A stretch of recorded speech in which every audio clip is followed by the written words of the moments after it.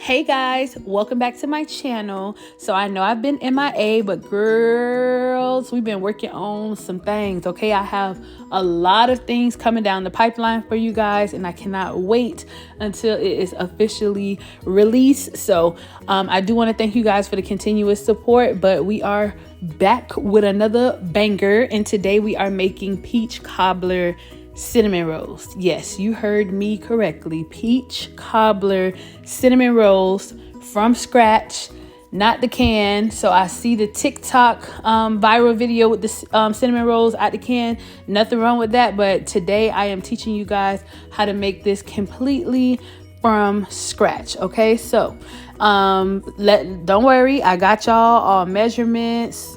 Just will be in the description box below, and we're gonna do this step by step so that y'all get this right. And trust me, it is completely worth it. Look how good, y'all. When I say I enjoyed this with a nice scoop of ice cream on the side, y'all, look how fluffy that cinnamon roll is. It is everything, and we're gonna get into all of the things. So for this recipe, I did whip out my stand mixer, and I'm going to go in with some warm milk and some dry active yeast, and make sure that your milk is warm. We're going to follow that up with just a pinch of sugar. You want to give it just a little stir, not too much, but then we're going to let this rest for about 5 minutes. So while we're letting that rest, we're going to move on to our dry ingredients. So I am using bread flour. You can use all-purpose flour, but bread flour will yield the best results.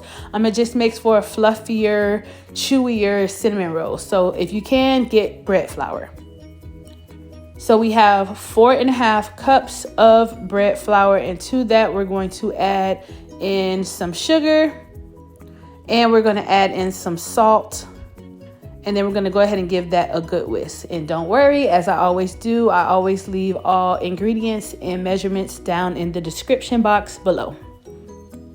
So it's been about 5 minutes, and our yeast, it has started to bloom. So that's how you know it's ready, when it looks nice and puffy and foamy, just like so.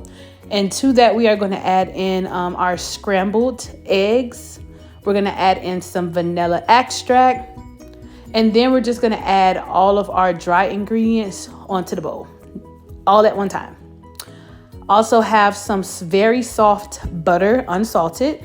And then we're going to use our dough hook attachment. Guys, if you guys don't have a kitchen aid, please invest in one. This made everything so much more simple. I was doing this by hand with a spatula would have, raised my blood pressure. So you're going to attach the dough hook. I let it go for about 3 to 4 minutes, and then we got bam. And when that is done, look how easy it comes right off. Yes, for the dough attachment. So we're gonna take our dough, and then we're gonna put it on a floured surface. Make sure your counter is clean and your surface is floured, because you don't want your dough to stick to your counter. And we're just gonna give this a nice little knead for about 5 minutes. Y'all, if you watching calories, trying to get a good workout, need you some dough, okay?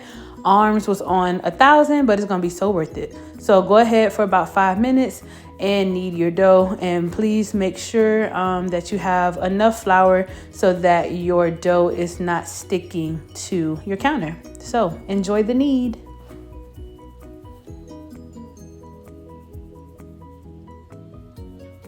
So I have a bowl that I have greased, and then we're gonna take our kitchen towel. We're gonna cover this, and then we're gonna put this in a warm and dry area.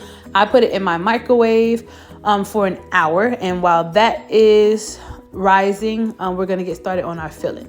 So I have some packed dark brown sugar, and then we're gonna add some unsalted butter to that.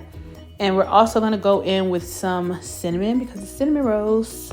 And we are going to give this a good mix. Now, if your sugar does not resemble like a wet sand texture, it's not right. So make sure you use all of the measurements down below in the description box, and it should come together just like so.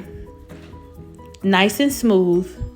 So we're going to go ahead and give this a final mix. And then this will go to the side while we get ready with our peaches. So in a non-stick pan, I added 2 cans, lightly drained. I didn't drain all of the juice, but lightly drained, with some brown sugar, some cinnamon, also went in with some nutmeg, some cornstarch, and then a smash of vanilla extract. So I'm going to get all of that nice and incorporated. And what the cornstarch would do is kind of thicken up our juice from the peach cobbler a little bit, because we don't want our juice runny. We want it a little bit thick. So you're going to bring this to a nice little simmer, let all of those wonderful flavors marry and join into unison, and then you're going to put this on low heat and let it kick to the side. So it's been an hour, and we are going to go ahead. As you can see, the dough rise just a little bit. We're going to go ahead and take this out, and we're going to get down to the nitty gritty, okay? So as you can see, my dough is very moist. It's full of moisture, even though we used all of that flour, and that's a very good sign.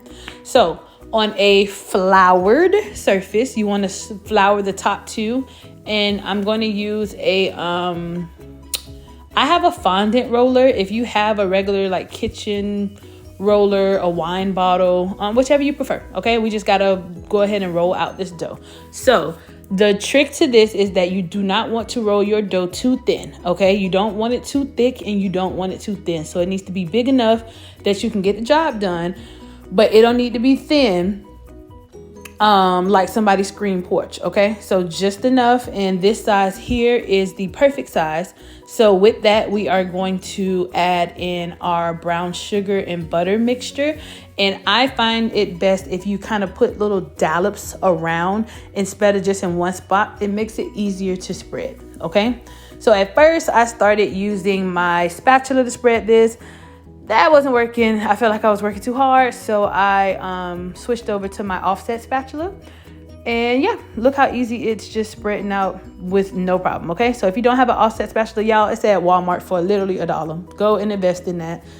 Promise you it'll make your life a whole lot easier. So you want to take this mixture all the way to the edge, as much as you can. Now you don't want to go over the edge, but go ahead and spread it out all the way to the edge, and then you will see why in just a second once we roll that over, okay? So I'm trying to get this as equally distributed as I can, and take it to all sides of our dough before we're gonna go ahead and roll. So you want to be careful with rolling because you don't want to tear your cinnamon rolls. So you want to kind of roll and tuck. That's the method that we use. Roll, tuck, roll, tuck. So you just want to make sure that it's tight because you don't want it to fall apart once you cut it up or once you flip it over, okay? So roll, tuck, kind of snatch it back. How you got to snatch somebody back that's playing with you. That's how you got to snatch back that cinnamon roll, okay?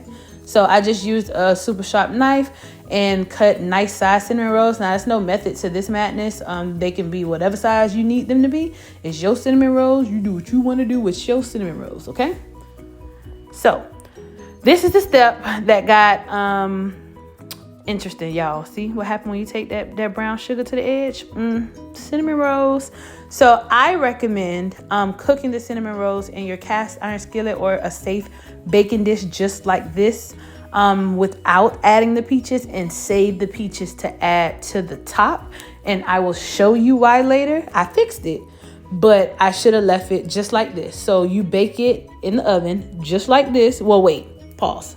Before you bake it, put the towel back 20 minutes, leave it alone. Let it rise a little bit more, okay? Now, I did like the trick where you add heavy whipping cream to the bottom. So instead of doing that, I added heavy whipping cream to my peach mixture. So it will have that moisture to lock in when we cook our cinnamon rolls. So as I was saying before, I recommend adding your cinnamon rolls to the cast iron skillet, cooking it first, and then adding your peach mixture over. If you want to throw that back in the oven, cool. But I'm going to show y'all what I did, and I'm going to show y'all what that got me. So I added my peaches to the pan, spreaded that out, and then I added my cinnamon rolls on top.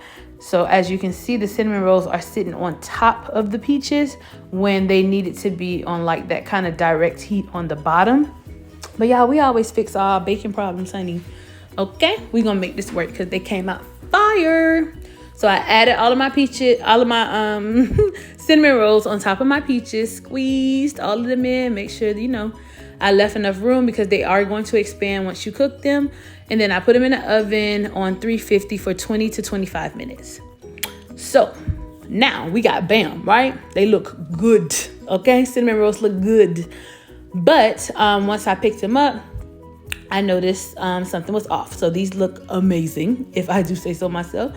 And they from scratch, y'all. No canned cinnamon rolls. So we did that.